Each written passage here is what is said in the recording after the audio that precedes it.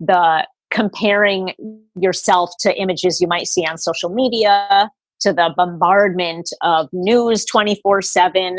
I think it's also the pace of society. All of these things chip away at something that's so essential, which is really us taking the time to slow down, listen to our hearts, tap into whatever our highest values are, and then live those and share those with the world.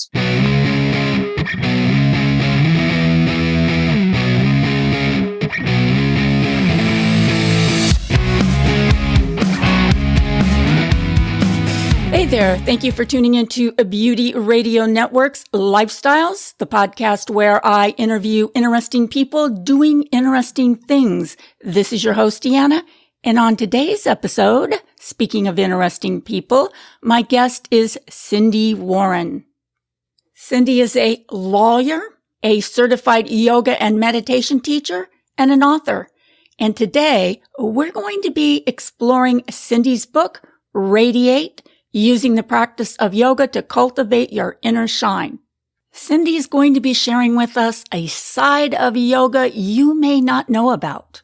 If you believe that yoga is just what happens on a yoga mat in a 1-hour session of downward dog and child's pose, then you're missing out on something much more. Sindy is a lawyer by trade, but a yoga teacher by passion. And her goal is to make the entire system of yoga accessible to individuals looking for a more satisfying and rewarding way to live. She began learning yoga in 2003 at a time in her life when she was dealing with some challenging transitions. While she was first drawn to the physical practice, it was the mental, emotional, and spiritual aspects of the tradition that kept her coming back again and again. Her yoga practice helped her develop the skills to navigate life's challenges with more grace and acceptance. She's here today with us to share her knowledge with you, so stay tuned in because you're not going to want to miss out on what Sindy has to say. The links to Sindy's website and her book are located in the show notes. You can click on those links and explore Sindy's book while listening to today's episode. All right, without further ado, let's go ahead and bring Sindy on. It's my pleasure to introduce you to Sindy Warren. Hello, Sindy, and thank you so much for joining us today. Welcome to Beauty Radio Network. I'm so excited to have you here. I think we're going to have a great show today. Thank you, Deanna. I'm so excited to be here with you. So, Sindy, today we're going to talk about your book. The title of your book, is it Radiate? Am I saying that right? It's actually, it's Radiate. So Radiate. Sort of a play on the word. Got you. Okay, well, that's clever. Now, just so the listeners know what we're talking about, it's spelled R-A-D-I and then the number 8. Radiate using the practice of yoga to cultivate your inner shine. Wow, brilliant, powerful words. Now, we're going to go over some of the really strong points in the book, but first, before we get into your book, why don't you tell the listeners a little bit about yourself personally? I mean, are you a married lady? Do you have children? Tell us a little bit about Sindy. Yeah, absolutely. It'd be my pleasure. I live just outside of Cleveland, Ohio. I'm in my mid-30s, happily married, going on 15 years. I have a daughter who is a sophomore in high school, officially as of today, and 2 older stepchildren as well. Great. Now, in your book, or maybe I read it in your bio, you said something I found extremely interesting. You said that you were a lawyer by trade, but a yoga teacher by passion. Can you tell us why you're so passionate about yoga?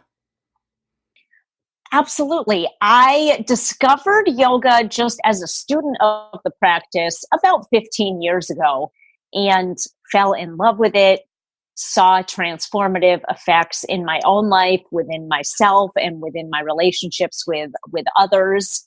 And that has really only deepened over the last decade and a half. It's become just such a huge part of my life. And I was very immersed as simply a student of the practice, both physically and the philosophical aspects of yoga, for well over a decade before I ever thought about becoming a teacher. And now that I have been a teacher for several years, I'm equally passionate about sharing the beauty and the wisdom of the practice with others. Yes. And yoga is one of those things that I've always wanted to do. I don't know why I've never done it, but I've always thought about doing it. But up until I read your book, I just didn't even realize that it had a philosophical part. So now, Sindy, I know this is your first book, but Sindy, why did you decide to write this book, and who did you write this book for? Absolutely. Sort of like what you just said, Deanne, I feel like most of the students that I teach and most of the practitioners I've met over my years of practice don't know that yoga is more than physical exercise. And I could spend all day talking about the physical benefits of the practice. It's an amazing way to move your body and stay supple and flexible as we age. But really what I was interested in sharing was the parts of the practice that are either not well known or really not known at all, which are the ethics, the philosophy, the mindfulness, the meditation, the self-love and compassion, and the things that even more than the physical practice affect how we sort of move through our days in the world. Absolutely a great idea for writing a book. So let's go ahead and dive into some of the chapters in your book. Let's first start with chapter 1, Yamas, which is honoring the world around us. Can you tell us about that? What is Yamas? Absolutely. And maybe I can just preface this by explaining this ties into the title of the book, Radiate, which is spelled RADI and then the number 8. Yoga is an 8-part path. In the literature, it's referred to as an 8-limbed path. So the physical practice is literally just 1/8 of what we consider yoga. The first limb is yamas. These are ethical constraints that relate to how we interact with the world around us. And they're sort of guideposts for living a good, happy, compassionate, kind life. So for example, there are 5 of them. The first one is considered the most important of all the ethical precepts of yoga. It's pronounced ahimsa in Sanskrit, and it translates as nonviolence. So it's actually very interesting because you might think nonviolence. I don't kill people. I don't punch people. I don't kick dogs. Got this one covered. What's the next one? But it's actually, if you study it a little bit deeper, it's almost like peeling back the layers of an onion. It applies to how you move through the world with not just actions, but words, and even at the level of thoughts. So are you kind and loving in your thoughts, not just toward others, but also toward yourself? And it becomes a really interesting way to sort of cultivate a more peaceful, healthy relationship with yourself, which is where all of our relationships in the world start. All right, so you talk about yamas, but you also talk about niyamas. What is the difference between niyamas and yamas?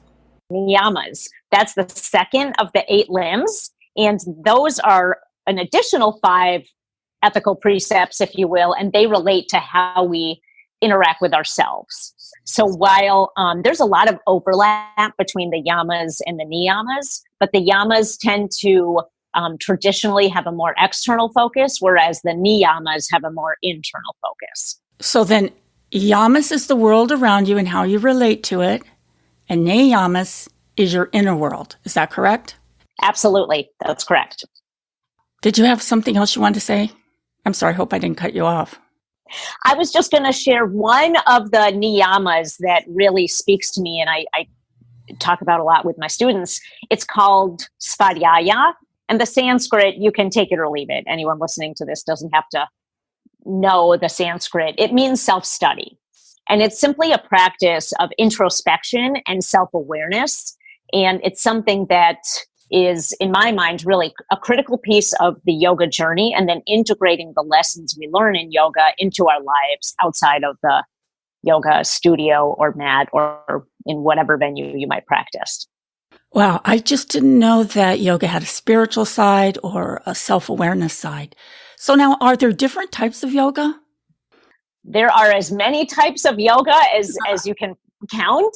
The philosophy that I based Radiate on is laid out in really what's considered the preeminent text of all yoga philosophy.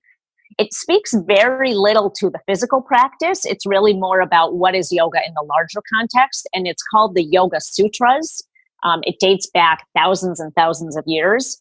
But if we look at physical yoga, there are more types than you can imagine. So yes, absolutely. And now for some of the listeners out there, including myself, this may seem a little overwhelming, but Sindy's book explains things in detail, and it's a very easy book to read. I found the book fascinating, and I learned a lot just by reading the book. It was very well written, and I enjoyed the book a lot. Oh, glad to hear that. Okay, let's jump over to chapter 4, because I found chapter 4 to be pretty powerful. And now in chapter 4, you talk about the breath being a powerful metaphor for expressing our emotions. And I found that intriguing, and I want to hear more about that. You talk about something called pranayama. Am I saying that right? Yes, it's pranayama. So if you've ever been, or any of your listeners have ever been to a yoga class, the physical practice, you'll notice that we work to link breath with movement. But pranayama is also its own limb and stands on its own. If you ever notice that you're feeling anxious and then you stop and check in with your breath, you're likely to notice that it's more in the region of your chest. It's shallow. You're not exhaling for longer than you're inhaling. It's probably a pretty shallow breath. And that affects our nervous system in a very significant way, which has a direct impact on our emotions. So when we can learn to slow down the breath and even manipulate the breath in various ways, there are many techniques of breath work and breath control. You can manipulate how you're feeling. So if you ever notice you're really consumed with almost panic, anxiety, negative feelings, if you were to sit down, lengthen your spine, close your eyes, and take 3 deep rounds of inhales and exhales, you would immediately notice a shift in the nervous system, in your emotions. It's amazing how quickly we can switch how we are feeling in any given moment. And now I read somewhere that if you just took a little bit of time, like say 4 times a day, and you did some deep breathing, it would be not only helpful for your emotions, but also very helpful for your body. It's almost like detoxing the body. In this particular article, they recommended that you breathe through your mouth. They shared some techniques for breathing through the mouth, but I've heard various opinions on that. Some people say to breathe through the nose. What are your thoughts about that? So in pranayama techniques in yoga, it's mostly through the nose. There are a few techniques where you'll exhale through the mouth, but pranayama or breath control is a way to build energy in the body, healthy energy that energizes at the same time it relaxes and at the same time it detoxes. It's through the nose. Right. Yeah. And it does work because I feel anxious a lot of times. And if I stop for a minute and just take some deep breaths, I realize that the anxiety dissipates. It's amazing how quickly that works. Yeah. I noticed that too. Yeah, it's amazing. If I had the time, I'd go through all the chapters, but since we have a limited amount of time, I want to share with the audience one of my other favorite chapters, and that has to do with the chakras. Chapter 9, the 7 chakras. I found it so fascinating. Yes. Yes. And in your book, you say that the 7 chakras are not only real, but they're also very important for our overall health and well-being. Would you explain the chakras to us and the color that they relate to? Absolutely. There are 7 chakras, and chakra is simply an energy center in the body. So they lay along the spine, starting at the tailbone and reaching all the way up to the crown of the head.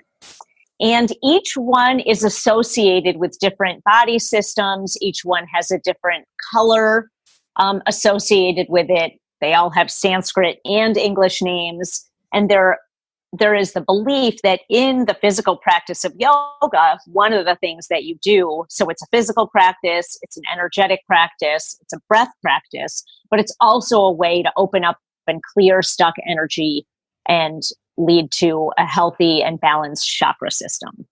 The first chakra sits at the tailbone. It is called, I'll just use the English terms, the root chakra, and it's considered red. And this is sort of if you're feeling ungrounded or a little too scattered, your root chakra may be out of balance. And we can come into that one really just by sitting down, rooting our sitting bones to the earth or a chair or a yoga mat, and then all the way down to our root chakra. So that's the first one. The second one is called the sacral chakra. It sits at the low back and the abdomen, and it's orange. This chakra is considered to be concerned with personal relationships. So whereas the first chakra deals more with almost tribal, familial, the things that really begin our journey on this earth, the second one is more of a, how's your relationship with this or that person? The next chakra is located at the solar plexus, which is the space between the navel and ribs. This one is called, in English, it's generally just referred to as the solar plexus chakra, Manipura in Sanskrit. And this chakra is bright golden yellow. It's considered the home of your personal power.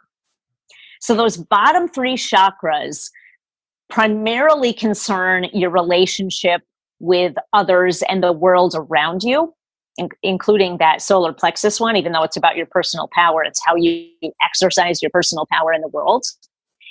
And then, so interesting, that fourth chakra is the heart chakra, and this one is considered blue. This is really where we start to move from the external world into an internal focus. So, I'm sorry, I misspoke. The heart chakra is a vibrant green. Yeah, that's what I thought it said in your book. Yes. Glad I caught that. It talks about and is concerned with your willingness and ability to follow your heart. So moving from a mindset of what do others expect of me, then what is my heart telling me? Now, interestingly enough, in my own practice, which is facials, we always start a facial massage with our hands resting across the client's heart. This is supposed to help the client relax and connect with us. Oh, that is so lovely. Yeah, that connects you to the client. So, absolutely. I can imagine it does. The next chakra is the fifth one. This is the throat chakra. This is the chakra that is blue. This is considered to be the home of communication and self-expression.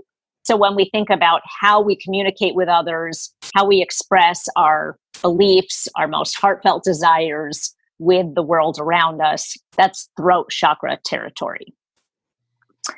The next chakra, the sixth one, is located at the third eye center, which is the space just between and a little bit above the eyebrows in the middle of the forehead. And this is indigo colored. The sixth chakra, Ajna in Sanskrit, is considered to be the home of intuition and internal wisdom. And you probably can sense into that just when you think of colloquial uses of the term third eye. It's sort of the home of the intuition. Right. Yeah. And again, it's really tied into an inward aspect of the spiritual journey, which is what yoga is primarily concerned with. So that's the sixth. The last one sits at the crown of your head. This is considered the home of your spiritual enlightenment. It's violet in color, and it's called the crown chakra. So that it sort of represents the connection between us and the divine, however we conceive of that, whether it's just simply a connection to the world around us, connection to other beings on the planet, connection to our higher self. That is our crown chakra. Yeah, after reading your book, I realized that yoga has a lot to do with meditation, and you're right. Not many of us are aware of that. It does. I think meditation it's a far more significant part of this thing we call yoga than physical practice is. And it is widely considered, like, the reason for my 9th chapter was, okay, well, so we've got these 8 limbs. What about the chakras? They seem to be ubiquitous in images and media representations of yoga. So what are they and how do they relate to the 8 limbs? And you really can find them in any of the limbs. It is considered to be a fact that the physical practice, the breath work, and meditation, they all relate to opening up the chakras. But yeah, meditation and mindfulness is a huge part of the yoga practice. And you see it gaining more and more traction and publicity in modern society. You also see more and more scientific studies coming to light showing the health benefits of meditation, even the anti-aging benefits of meditation. I think it's a really fascinating time to be engaged in this kind of spiritual or contemplative work. Exactly. It's fascinating. And your book was so enlightening. So now, if I were to go and take a yoga class somewhere, would I be getting all this information? Would I be practicing the spiritual aspects of it, or would I just be learning the positions? It depends where you practice yoga and who your teacher is. Okay. So in for example, a 60-minute vinyasa style class, that's the physical kind of yoga that I teach, that's a flowing breath and movement style. You're going to, when I teach a class, I touch on all of this stuff without necessarily naming it. So I will speak to mindfulness. I will speak to self-compassion. I will speak to being in alignment in your body and your heart. But the students won't necessarily know, oh, now we're talking about the 7th limb of yoga, which is blah, blah, blah. It'll be sort of woven in there. I think there are a lot of teachers out there. The majority of teachers that I've encountered as a student of the physical practice really just speak to the physical practice. Right. And there's a tremendous amount of value in that too. But for someone who's looking for the deeper part of the yoga practice, I think it's important to find a skilled and knowledgeable teacher. Right, right. Well, what are some of the obstacles that yoga can help us overcome? What are some of the benefits? In terms of physical obstacles, it can absolutely enable us to be more mobile, supple, flexible, strong as we move through the years and the decades. And I do credit my yoga practice with, I'm now in my mid-40s, and my just fitness level and mobility is not typical of someone in their mid-40s, I think, because of yoga. And I personally look forward to being able to get up and down and sit and stand and take care of myself in my most basic physical needs, for the next several decades. So that's one way. That's probably the most tangible. I think yoga for me, I hope this doesn't sound too out there, but the biggest gift the practice has given to me on a more personal level is the ability to just create space in my life. So as a lawyer, and generally a type A person, I think my inherent nature is that of someone who is pretty quick to react, to become impatient, to shoot off my mouth, or to make snap judgments. And yoga is a practice that has helped me become more aware of my own tendencies first, and then create the space to slow down, see what reactions are arising in me in response to any given stimulus, and then craft a more skillful way to respond, whether it's at work or with my husband or with a friend, whatever it is. So there's this space that the practice has given me that I think makes me a better version of myself as I walk through my life. Right, exactly. That sounds like something I need, believe me. Most of us do. Yeah, exactly. So how important do you feel yoga is for our times? I mean, you touched on this a few minutes ago. For the times we're living in now, it seems like we've lost touch with a lot of this kind of stuff. How important do you feel it is? Beyond essential. I think there are so many things happening in our modern world that challenge us on a personal, ethical, physical well-being, spiritual enlightenment standpoint. Everything from the comparing yourself to images you might see on social media, to the bombardment of news 24/7. I think it's also the pace of society. All of these things chip away at something that's so essential, which is really us taking the time to slow down, listen to our hearts, tap into whatever our highest values are, and then live those and share those with the world. I can't think of a time where that's been more in need than where we are today. Exactly. So, I mean, there's a lot to this, and there's so many questions that I would like to ask you, but, the show is only 30 minutes. So yes, people can get your book. So let's tell them the name of your book one more time. absolutely. It's Radiate, R-A-D-I, and the number 8, using the practice of yoga to cultivate your inner shine. The book is available on Amazon, and it's also available. There's a link on my website, which is www.yoga8, the number 8 book, yoga8book.com.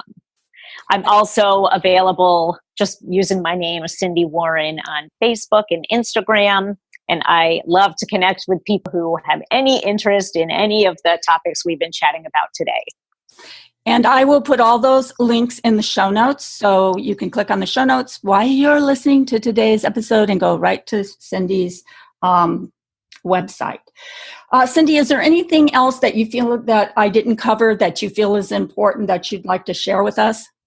The only thing, I think you've done such a lovely, comprehensive job, Deanna. The only thing I would like to say is for people who might be intimidated by what they perceive yoga or yogis are or look like or are supposed to be, the practice is really a big tent affair. There's room in it for everyone, whatever your level of physical ability, spiritual engagement, intellectual pursuit. There's something there for everyone. So I hope everyone gives it a try. Yeah, me too. And I definitely, after reading your book, I decided, because there's a really nice, highly recommended yoga studio here where I live, and it's only $10 to go. They charge you $10 a session. So I'm definitely going down there maybe today. I'm thrilled to hear that. So the book is a must read for everybody in our stressful life today. This book is. So it explains everything to you. And I love the book. And I thank you so much for sharing with us today. Thank you so much for being on today. It's been such a pleasure. Thank you so much, Deanna. You're welcome.